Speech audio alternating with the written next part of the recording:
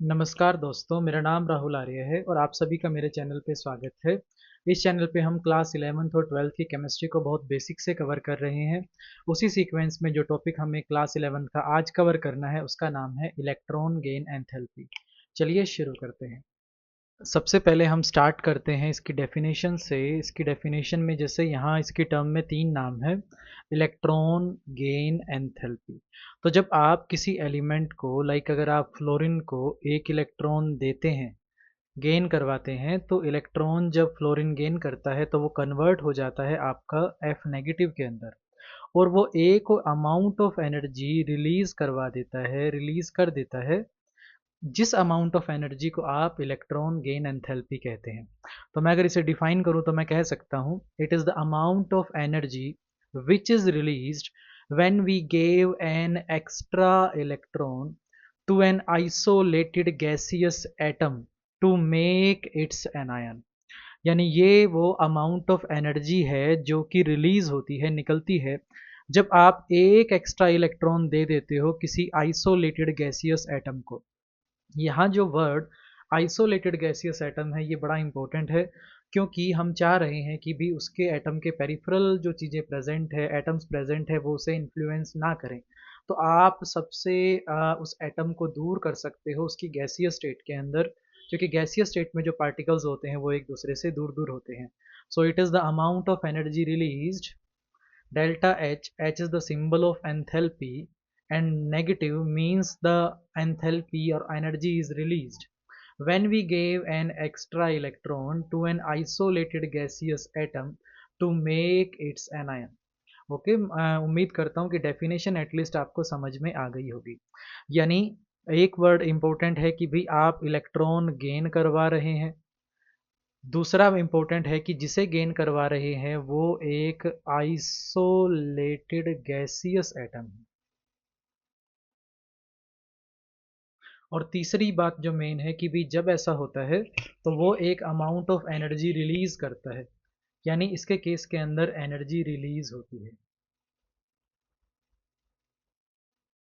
ये तीन main word है, अगर ये तीन मेन वर्ड अगर आपको समझ में आ गए तो आपको इलेक्ट्रॉन गेन एंथैल्पी की डेफिनेशन बहुत आसानी से समझ में आ गई होगी। देखो, इम्पोर्टेंट बात यह है कि भी जब भी आप किसी को पहला इलेक्ट्रॉन देते हैं और पहले इलेक्ट्रॉन देने से जो अमाउंट ऑफ एनर्जी रिलीज होती है, तो क्या क्वेश्चन अराइज करता है कि क्या हमेशा ही ऐसा होता है?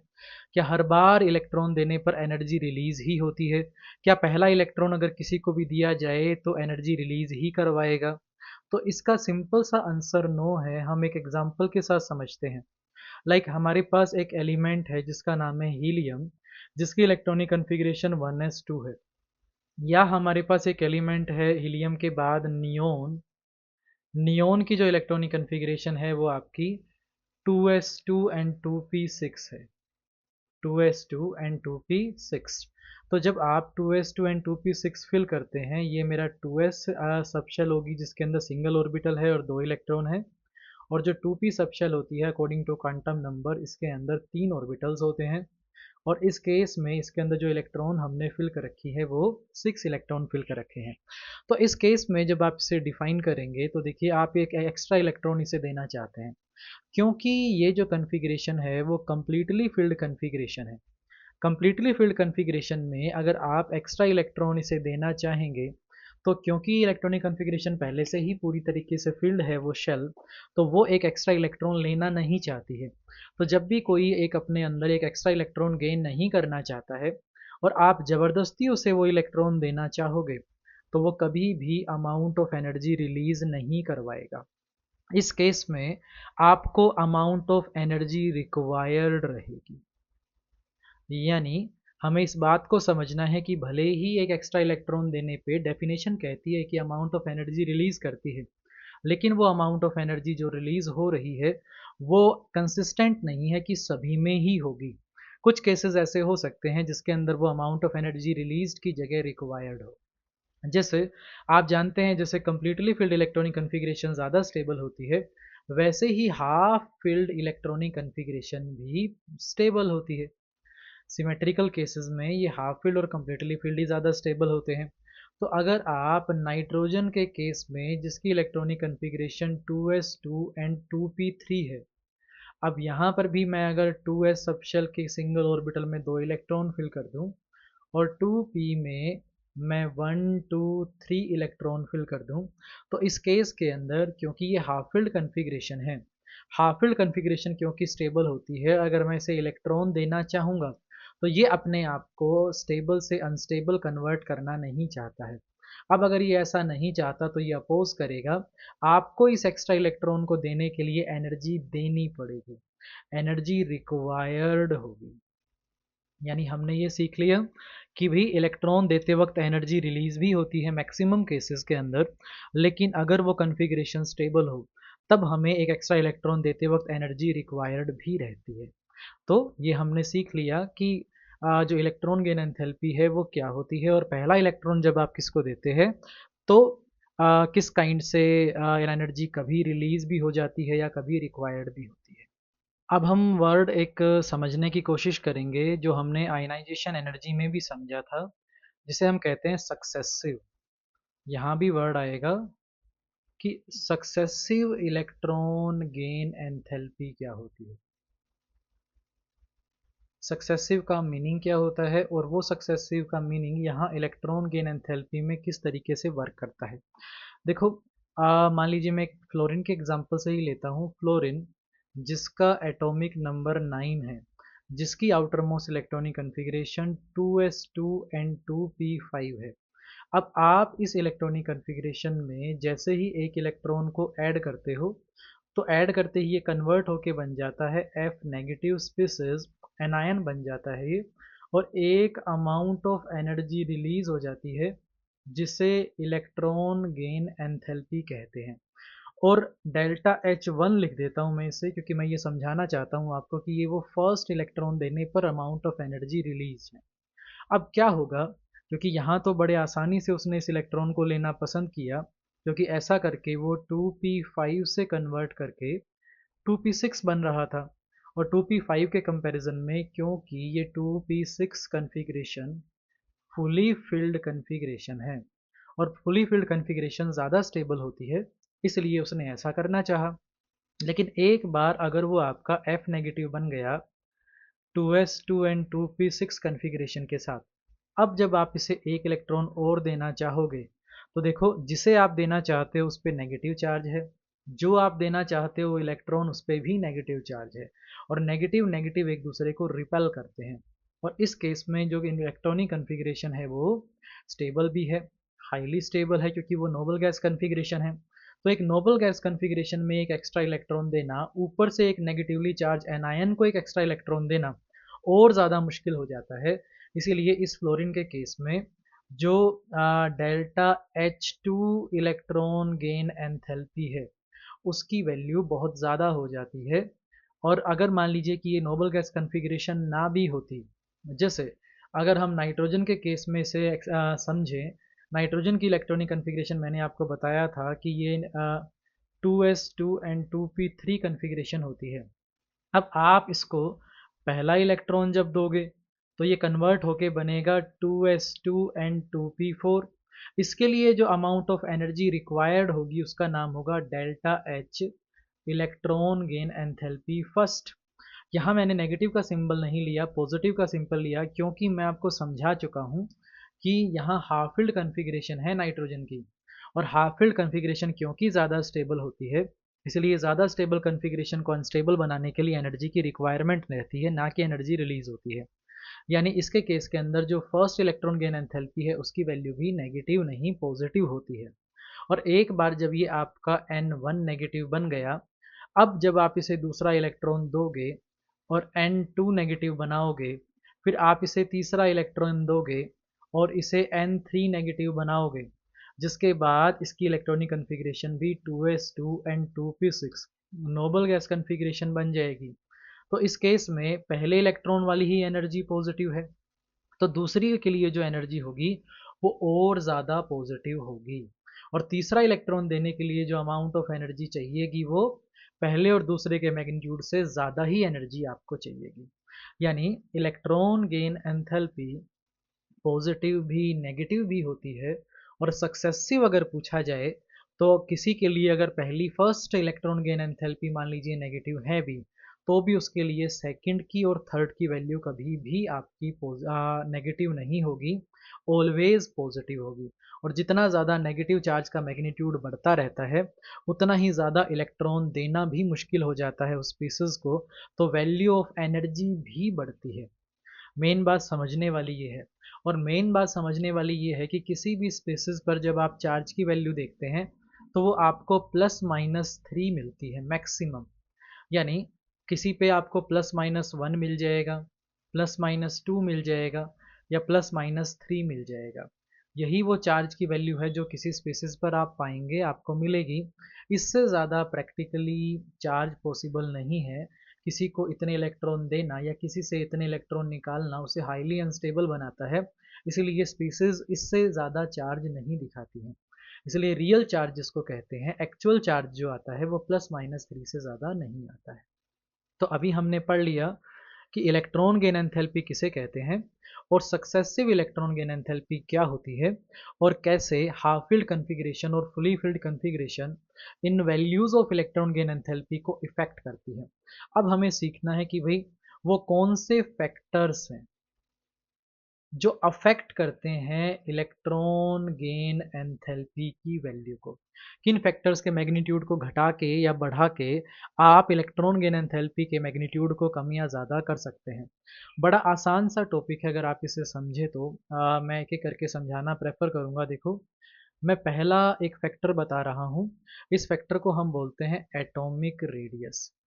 एटॉमिक रेडियस में हमने पहले पढ़ ही लिया है कि न्यूक्लियस के सेंटर से आउटर मोस्ट इलेक्ट्रॉन के बीच का जो डिस्टेंस होता है उसे एटॉमिक रेडियस कहते हैं। और ये एटॉमिक रेडियस इस इलेक्ट्रॉन गेन एंथैल्पी के इन्वर्सली प्रोपोर्शनल होता है। यानी अगर किसी का साइज बड़ा है, एटॉमिक रेडियस किसी एटम का बड़ा है, तो बाहरी वाले इलेक्ट्रॉन तक जो न्यूक्लियर चार्ज पहुंचता है वो कम पहुंचता है। फोर्स ऑफ अट्रैक्शन न्यूक्लियस का कम हो जाता है। अगर फोर्स ऑफ अट्रैक्शन न्यूक्लियस का कम हो जाएगा, तो न्यूक्लियस कम फोर्स से अट्रैक्ट कर पाएगा आखिरी इलेक्ट्रॉन को। तो जब आप एक और इलेक्ट्रॉन उसे एक्सेस में देना चाहोगे, तो उस इलेक्ट्रॉन के बीच में और न्यूक्लियस के बीच में फोर्स ऑफ अट्रैक्शन कम मिलेगा आपको। और कम फोर्स ऑफ अट्रैक्शन की वजह से जो एनर्जी रिलीज होगी वो भी कम रिलीज होगी। यानी हम ये कह सकते हैं कि अगर एटॉमिक रेडियस किसी का ज़्यादा होगा, तो इलेक्ट्रॉन गेन एंथैल्पी की वैल्यू कम होगी। और अगर किसी का एटॉमिक रेडियस कम होगा, तो उसकी इलेक्ट्रॉन गेन एंथैल्पी की वैल्यू ज़्यादा होगी। ये बड़ा इंपॉर्टेंट पॉइंट है, क्योंकि आप इस एटॉमिक रेडियस के कंपैरिजन से, मैंने लास्ट क्लास में एक ट्रिक भी सिखाई थी आपको कि कैसे आप डिफरेंट एलिमेंट्स अगर आपको दे रखी हैं, चार्ज अनचार्ज स्पीसीज आपको दे रखी हैं, तो उनके एटॉमिक रेडियस को कंपेयर कैसे कर सकते हैं।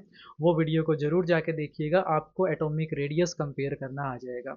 और एक बार अगर आपने एटॉमिक रेडियस कंपेयर कर लिया, जैसे कि मान लीजिए आपके पास एक ए, एक बी और एक सी, और आपको पता है इन एलिमेंट का एटॉमिक रेडियस का ये ट्रेंड है।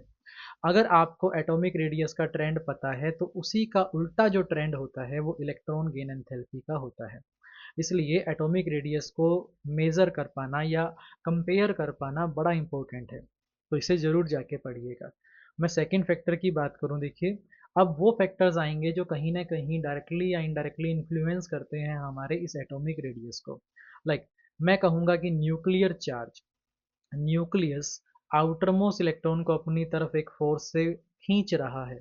आप अगर एक्स्ट्रा इलेक्ट्रॉन इसे देना चाहोगे, तो जितना ज़्यादा ये force of attraction of nucleus होगा, ये बाहरी इलेक्ट्रॉन भी उतना ही ज़्यादा फोर्स अट्रैक्शन पुल फील करेगा। और जितना ज़्यादा ये फोर्स ऑफ अट्रैक्शन फील करेगा, और उसके फील करने से जितना अट्रैक्टिव फोर्स बढ़ेगा, उतनी ही अमाउंट ऑफ एनर्जी भी रिलीज्ड ज़्यादा होगी। यानी जो आपकी इलेक्ट्रॉन गेन एंथैल्पी होती है, ये न्यूक्लियर चार्ज के डायरेक्टली प्रोपोर्शनल होती है। जितना ज़्यादा न्यूक्लियर चार्ज होगा, आपकी इलेक्ट्रॉन गेन एंथैल्पी उतनी ही ज़्यादा होगी।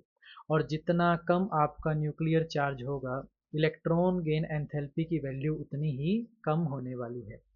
ऐसे ही मैं एक थर्ड फैक्टर कह सकता हूँ, जिसे हम शील्डिंग इफेक्ट कहते हैं। मैंने आपको लास्ट क्लास में पढ़ाया था न्यूक्लियस और आउटरमोस्ट इलेक्ट्रॉन के बीच में जितने भी इलेक्ट्रॉन्स प्रेजेंट है, ये एक ढाल की तरह काम करते हैं, शील्ड की तरह काम करते हैं और प्रोटेक्ट करते हैं इस आउटर मोस्ट इलेक्ट्रॉन को न्यूक्लियर के पुल से।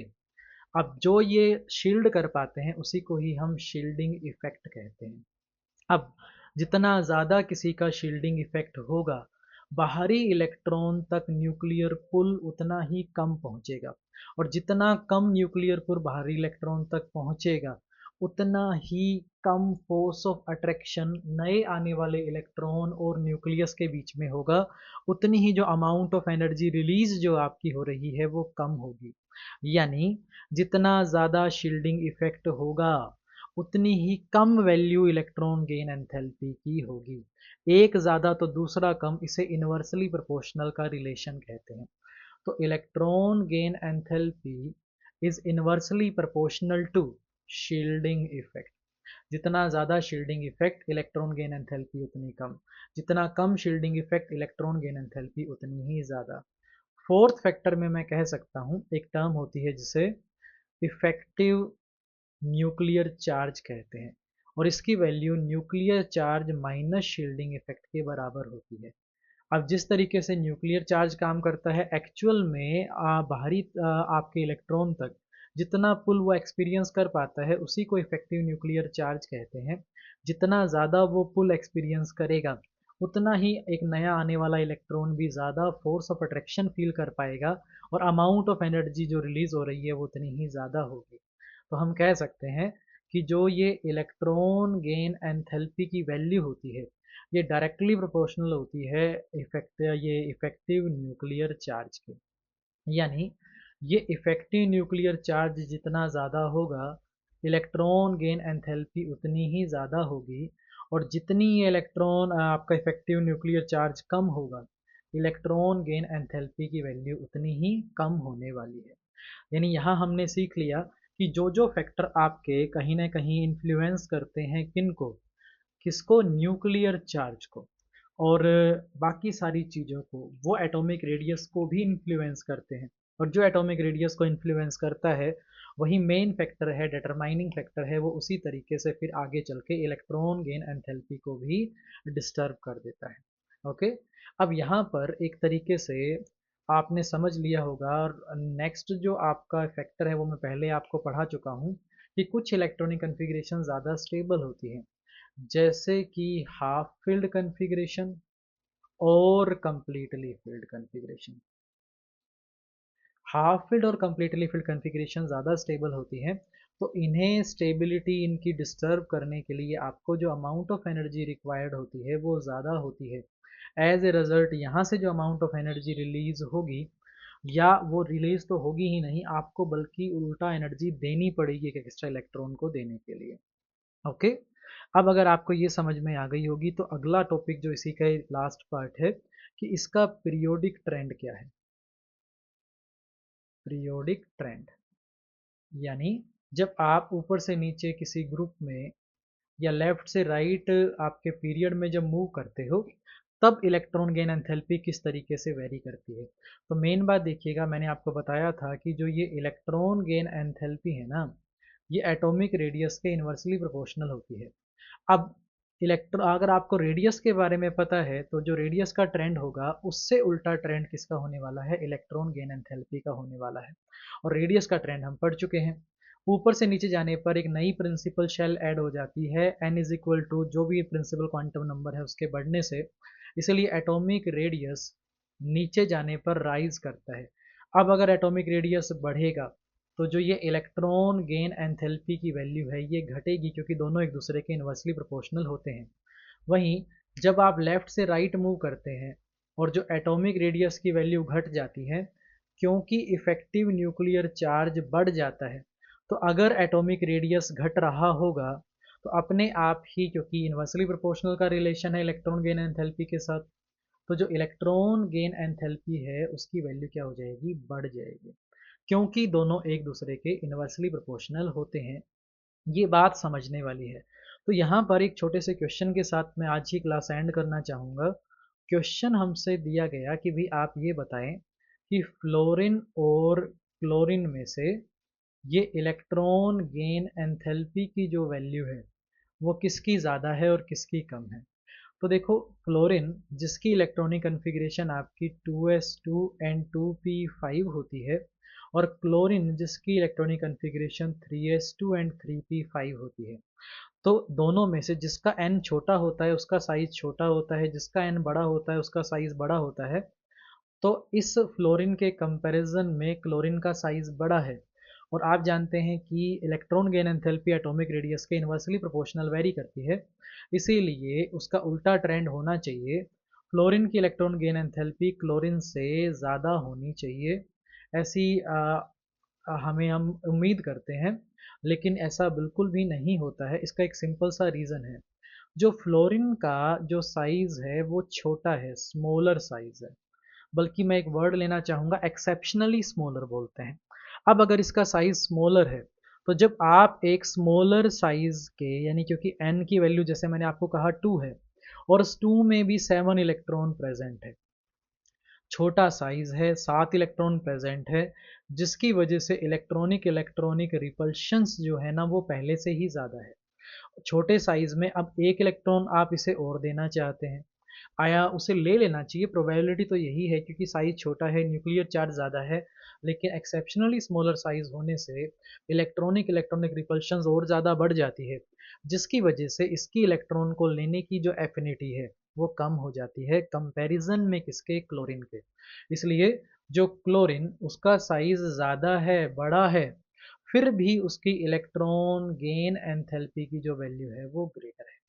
यानी अगर कभी कंपैरिजन में आ गया किसका, फ्लोरीन और क्लोरीन का, और कंपेयर करने के लिए बोल दिया कि भी ये बताओ कि इलेक्ट्रॉन लेना लेना किसके लिए आसान है, गेन करना किसके लिए आसान है, तब हमारा आंसर फ्लोरीन नहीं होगा, क्लोरीन होगा।